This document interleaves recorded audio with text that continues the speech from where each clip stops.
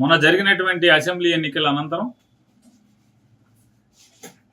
లెక్కింపు రోజు నుంచి మొదలుపెట్టి అధికార మదంతో Telugu Desam party, Janasena party rowdy మోకలు ఈ రాష్ట్ర వ్యాప్తంగా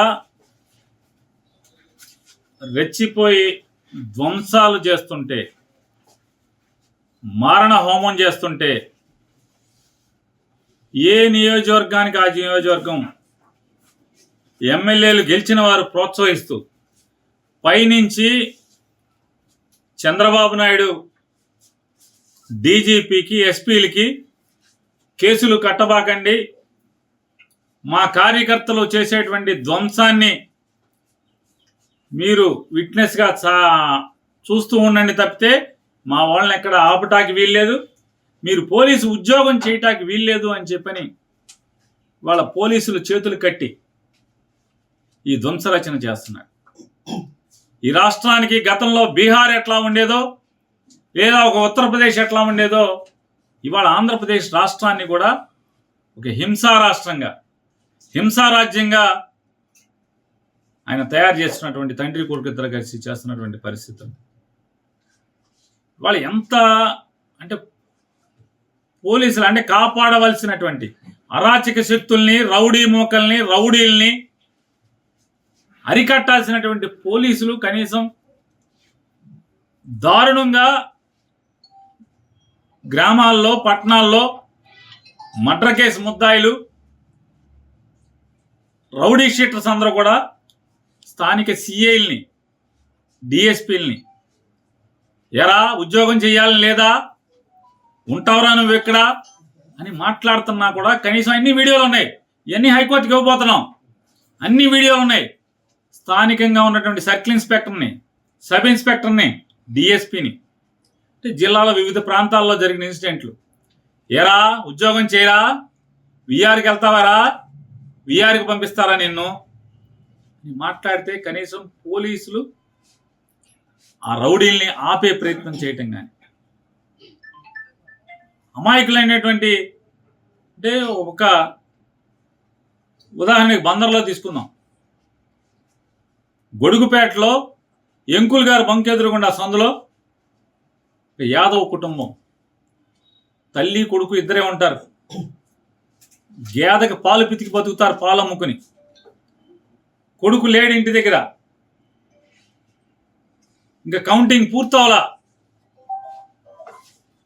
గూండాలు ఆ ఇంటి మీద పడి కనీసం ముసలావిడని కూడా, 65 ఏళ్ల పెద్దావిడని కూడా చూడకుండా ఆవిడ్ని కొట్టి ఇల్లంతా ధ్వంసం చేస్తే, ఇంట్లో టీవీలు, సామాన్లు మొత్తం, మంచము, టేబుల్స్, ఫ్రిడ్జ్ అన్ని బద్దలు కొడితే పోలీస్ కేసు లేదు. కేసు ఇస్తే కేసు రిజిస్టర్ చేయరు. కాగితం ఇచ్చినా కూడా పోలీస్ స్టేషన్లో గిరాటు కొట్టే పరిస్థితి. యనగుదురు పోలీస్ స్టేషన్ ఇంతవరకు కేసు కట్టలేదు. కంప్లైంట్ ఇచ్చినా కూడా ముద్దాయిలు డైరెక్ట్గా వైఎస్ఆర్ కాంగ్రెస్ పార్టీ వాళ్ళు పలకరిస్తాకెళ్ళి ఆ ఇంట్లో పగిలిపోయిన సామానికి కొనుక్కోమని డబ్బులు ఇస్తే, కంప్లైంట్ చేసినా, పోలీసులకి చెప్పినా నో పోలీస్, నో కేస్. చూడండి ఎంత బరి తెగించారో. పోలీసు ఎంత పతనావస్థలోకి తీసుకొచ్చాడు చంద్రబాబు నాయుడు. పోలీసు వ్యవస్థను ఎంత పతనావస్థకి తీసుకొచ్చాడు అంటే, ఇల్లు మొత్తం ధ్వంసం చేస్తే, ఒక ముసలావిడ ఉంటుంటే ఆ ఇంట్లో, యాదవ్లావిడ ఇల్లు ధ్వంసం చేసి, ఇల్లంతా సామానంతా మొత్తం ధ్వంసం చేస్తే కేసు ఇస్తే కేసు లేదు. వైఎస్ఆర్ కాంగ్రెస్ పార్టీ వాళ్ళు వెళ్ళి, అమ్మ అయిపోయింది, దుర్మార్గ రాజ్యం వచ్చింది, ఏం చేస్తాం, సామాను కొనుక్కోమని డబ్బులు ఇచ్చి వస్తే, మళ్ళీ బద్దలు కొట్టిన వాళ్ళే, ఇల్లు ధ్వంసం చేసిన వాళ్ళే, ఈ రౌడీలే వెళ్ళి కొనుక్కో, మళ్ళీ కొడతాక మేము వస్తాం అని బరితెగించి మళ్ళీ దౌర్జన్యకాండకి పూనుకుంటుంటే పోలీస్ కంప్లైంట్ ఇచ్చినా కూడా కేసు లేదు. నిన్న రాత్రి గౌడ కులస్తుడు, చిన్న కుటుంబం, కూలి చేసుకు బతుకుతారు, మూడు పిల్లలు, వాళ్ళ ఇంటి మీదకి వెళ్ళి కేవలం వైఎస్ఆర్ కాంగ్రెస్ పార్టీకి పనిచేసామని చెప్తే, ఎన్టీఆర్ కాలనీ, చిలకలపూడి పోలీస్ స్టేషన్లోని పరిధిలోని ఎన్టీఆర్ కాలనీ గోడౌన్స్ ఎదురుకుండా చూడండి, ఆ పేదవాడి ఇండ్లు ఏ రకంగా బియ్యంతో సహా ఏ రకంగా ధ్వంసం చేశారో. ధ్వంసం చేస్తే 3 పిల్లలు పచ్చిగా ఆడు అడుగుతాడంట వెళ్ళినోడు. ఆడి పేరు నవీన్, రౌడీ షీటర్. ఆడి మీద ఒక 25-30 కేసులు ఉన్నాయి. ₹1,00,000 ఇస్తాను పడుకోవే అని ఒక నెలల పిల్లోడిని ఎత్తుకున్న తల్లిని ఆడు మాట్లాడతాడు. కేసు లేదు. కేసు లేకపోగా ఎవడైతే ఈ రౌడీ షీటరో 10 కేసులో 15 కేసులో ఉన్న ముద్దాయి ఈ ఆడకూతురిని ఇల్లంతా ధ్వంసం చేసి 3 పిల్లలను కొట్టి ₹1,00,000 ఇస్తాను పడుకోవే అని చెప్పని భయంకరంగా దుర్భాషలో ఉన్నోడిని వీడికి గాయాలు ఉన్నాయి పోలీస్ హాస్పిటల్లో చేర్చుకోండి అని చెప్పని పోలీస్ ఇంటిమేషన్ ఇచ్చి పంపిస్తారు ఆడికి. వీళ్ళు కేసుకి హాస్పిటల్కి పోలీస్ స్టేషన్కి వెళ్తే హాస్పిటల్కి పంపలా. పోలీస్ స్టేషన్కి వెళ్తే హాస్పిటల్కి పంపలా. ఆయన్ని పంపించారు ధ్వంసం చేసిన వాడిని. సరే వీళ్ళు మా కార్పొరేటర్లు వీళ్ళు కలిసి వెళ్ళి హాస్పిటల్లో జాయిన్ చేస్తే బరి తెగించి పోలీసులు ఉండగా ముగ్గురు, ఒక ఏఎస్ఐ, ఒక హెడ్ కానిస్టేబుల్ ఉండగా 15 మంది రౌడీలు ఈ కొట్టిన వాళ్ళందరూ కూడా వచ్చి, రేయ్ మంచం మీద పడుకున్నారేంటే, మీద పడుకున్నామేంటి, హాస్పిటల్ సీసీ ఫుటేజీలు తీయించుకోవాలని ఎస్పీ గారిని డిమాండ్ చేస్తున్నా. నిజంగా మీరు పోలీసు ఉద్యోగం చేస్తుంటే కనుక, జీతం తీసుకుంటుంటే కనుక తీయించండి. ప్రజలకు ఈ రకంగా దారుణాలు జరుగుతుంటే, అమాయకుల మీద దారుణాలు జరుగుతుంటే పోలీసు పట్టించుకోరా? హాస్పిటల్లో సీసీ ఫుటేజ్ నువ్వు హాస్పిటల్ నుంచి వెళ్తావా వెళ్ళవా? ఏంట్రా కేసు? బూతులు తిడుతూ హాస్పిటల్కి వెళ్ళి దౌర్జన్యం చేసే పరిస్థితి. హాస్పిటల్లో మంచం దగ్గరికి వెళ్ళి పోలీసు ఉండగా పోలీస్ స్టేట్మెంట్ రికార్డ్ చేసుకుంటున్నాడు ఏఎస్ఐ మాట్లాడు, హెడ్ కానిస్టేబుల్ మాట్లాడు, కనీసం వాళ్ళని కేకలేదు, మందలించరు. అతను ఒక డిఎస్పీ వచ్చి మాట్లాడుతున్నట్టుగా ఫీల్ అయిపోతున్నారు. అంటే ఇవాళ పరిస్థితి ఏంటంటే ఈ రాష్ట్రంలో చంద్రబాబు నాయుడు గెలిచిన తర్వాత ఏంటయ్యా పరిస్థితి అంటే రౌడీలే డిఎస్పీలు ఎస్పీలుగా అయిపోయిన పరిస్థితి. మర్డర్ కేసు ముద్దాయిలే రౌడీ షీటర్లు ఎస్పీలు డిఎస్పీలు సిఐలు అయిపోయిన పరిస్థితి. ఎందుకని? పోలీసు ఎవడు మాట్లాడట్లా, వాళ్ళకి మర్యాద ఇస్తున్నారు. దౌర్జన్యం చేస్తుంటే కేసు లేదు. అలాగే పెదసింగి లక్ష్మణరావు గారి ఇంటి ఎదురుకుండా మా ఇంటికి దగ్గరలో పాలకేంద్రం సురేష్, చిలకలపూడిలో పాలకేంద్రం సురేష్ అనేవాడు, అలాగే మహేష్ అనేవాడు విచ్చలవిడిగా బరి తెగించి ఎస్ఐని కొట్టి వీడియో సీసీ ఫుటేజ్లు ఉన్నాయి మొత్తం, పోలీసుల్ని కొట్టి, పోలీసులు బ్యారికేడింగ్ పెట్టి కుర్చీల్లో కూర్చుంటే ఆ కుర్చీలు పెట్టి వాళ్ళని కొట్టి, కార్లు ధ్వంసం చేస్తే ఇంతవరకు కేసు ఇచ్చినా కూడా కేసు కట్టలేదు, ఎఫ్ఐఆర్ కట్టలేదు ఇంతవరకు. దాన్ని కూడా మేము హైకోర్టులో మూవ్ చేస్తున్నాం. ఈ పోలీస్ ఇన్యాక్షన్, ఈ దౌర్జన్యాలు, చంద్రబాబు నాయుడు చేయిస్తున్నటువంటి దౌర్జన్యాల మీద దానికి కేసు లేదు.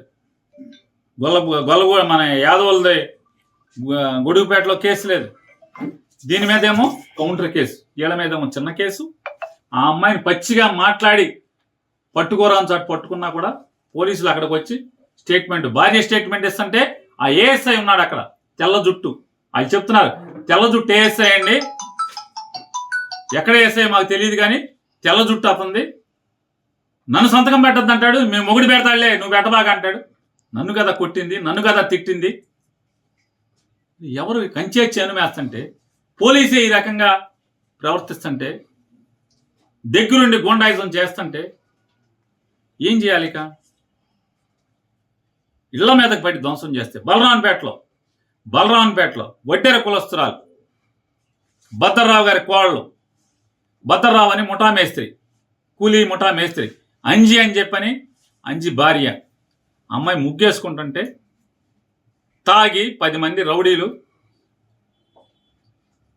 ఆ అమ్మాయి కాళ్ళ మధ్యకి బాంబులేసి, అమ్మాయి ముగ్గేసుకుంటుంటే ఇంటి ముందు కాళ్ళ మధ్యకి బాంబులేసి ఏమే నీ మొగుడున్నాడా అని చెప్పని దౌర్జన్యానికి వెళ్తే ఆ అమ్మాయి తిరిగి ఏమయ్యా బాంబులు నా మీద వేస్తావా, నువ్వు గెలిస్తే మీ ఊరేగు మా మీద దౌర్జన్యం చేస్తారా, నా మొగుడితో ఏం పని నీకు అని చెప్పని అడిగితే ఇంట్లోకి వెళ్ళి ధ్వంసం చేశారు. కేసు లేదు, తిరగబడ్డారు అప్పుడు వాళ్ళు. ఆ ఇంట్లో వెంటనే మొగుడు పరిగెత్తుకొచ్చి మొగుడు భార్య పిల్లలు కలిసి తిరగబడితే వాళ్ళ మీద 307 చూడండి పోలీస్. వీళ్ళ మీద కేసు లేదు. వీళ్ళ మీద దాడి చేసిన దానికి ఇంటి మీదకి వచ్చి దాడి చేసిన దానికి కేసు లేదు. వాళ్ళ మీద 307. దాంట్లో మళ్ళీ పోలీసు ఎంత దిగజారిపోయే వ్యవస్థ అంటే ఇదన్నీ సాక్ష్యం, కళ్ళతో సాక్ష్యం చూస్తూ కూడా. నేను గొడవ జరుగుతుందని బందర్ డిఎస్పీ గారికి ఫోన్ చేశాను. బలవాన్పేటలో గొడవ జరుగుతుందని చెప్పాను, పోలీసుని పంపని. నాకు ఫోన్ రాగానే నేను ఫోన్ చేసి పంపించాను, చెప్పండి అర్జెంటుగా పంపండి. పోలీసు ప్రత్యక్షంగా ఉండగా ఆ ఇంటి మీద గొడవ చేసి కొడితే, పోలీసు ఉన్నా కూడా ఏం పట్టించుకోకపోతే, వాళ్ళు తిరగబడితే ఆత్మరక్షణ కోసం తిరగబడితే 307. వీళ్ళు కేసు లేదు. ఈ రకంగా ఎవరెవరైతే ఇవాళ పొద్దునుంచి ఇవాళ ఎమ్మెల్యేలు అందరం కూడా, మాజీ ఎమ్మెల్యేలు అందరం కూడా కూర్చుని అసలు ఏంటి పోలీసు వ్యవస్థ దగ్గరుండి ఇలా దాడులు చేయిస్తుంది, ధ్వంసం చేయిస్తుంది, కత్తిపోట్లకి అంటే అత్యాయత్నాలు చేస్తుంటే పోలీసులు సాక్ష్యాలు ఉంటున్నారు దగ్గరుండి, ఏం మాట్లాడట్లేదు, నిమ్మకు నీరెత్తినట్టు ఉంటున్నారు, వాళ్ళే ప్రోత్సహిస్తున్నట్టుగా ప్రవర్తిస్తున్నారని చెప్పని ఏంటి అసలు ఏం జరుగుతుందని మేము ఎమ్మెల్యేలు అందరం కూర్చుని మాట్లాడుకుంటాకి జిల్లాలో ఉన్నటువంటి మాజీ ఎమ్మెల్యేలు అందరం కూడా కూర్చుందామంటే మీరు వెళ్ళకూడదు మీటింగ్కి. జోగి రమేష్ని నిర్బంధించారు, పామర్ అనిల్ని నిర్బంధించారు, వంశీని నిర్బంధించారు. వీళ్ళని కూడా నిర్బంధిస్తే దాటుకుని మీ ఇష్టం వచ్చింది చేసుకోండి అని చెప్పి నడుచుకుంటా ఊరి చివరికి వస్తే చివరికి అప్పుడు వేరే కార్లు వేసుకుని రావాల్సిన పరిస్థితి. అంటే మీరు ధ్వంసం చేసే వాళ్ళని, దాడులు చేసే వాళ్ళని, కిరాయి మోకల్ని, అల్లరి మోకల్ని, రౌడీ మోకల్ని కంట్రోల్ చేయరు. మీ ముందే మీ ప్రత్యక్షంగా మీరున్నంగా ఇళ్ల మీద పడి ధ్వంసం చేస్తుంటే, ఇళ్లలో ఆడామగాని కొడుతుంటే మాట్లాడరు, కేసులు కట్టరు.